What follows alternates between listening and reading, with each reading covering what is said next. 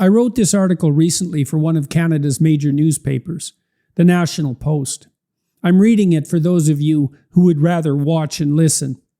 It's entitled, DIE Must Die. This is Why. I recently resigned from my position as full tenured professor at the University of Toronto.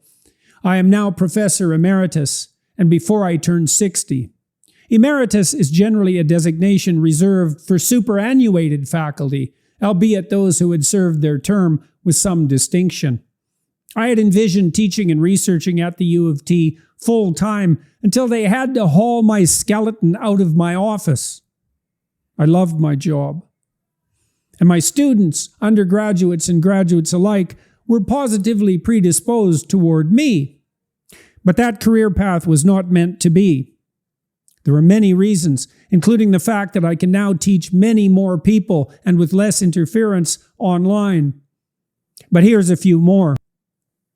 First, my qualified and supremely trained heterosexual white male grad students, and I've had many others, by the way, are no longer eligible upon graduation for university research positions, despite stellar scientific dossiers.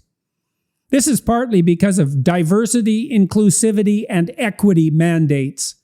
My preferred acronym, DIE. These have been imposed universally in academia.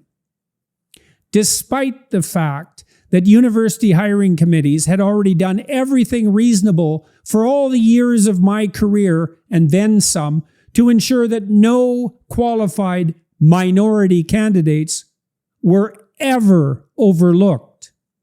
My students are also partly unacceptable, precisely because they are my students. I am academic persona non grata because of my unacceptable philosophical positions. And this isn't just some inconvenience. These facts rendered my job morally untenable. How can I accept prospective researchers and train them in good conscience, knowing their employment prospects to be minimal? Second reason. This is one of many idiot issues of appalling ideology currently demolishing the universities and, downstream, the general culture. Not least because there are simply not enough qualified BIPOC people in the pipeline.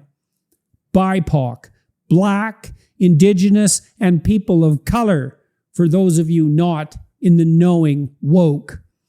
This has been common knowledge among any remotely truthful academic who has served on a hiring committee for the last 3 decades. This means we're out to produce a generation of researchers utterly unqualified for the job.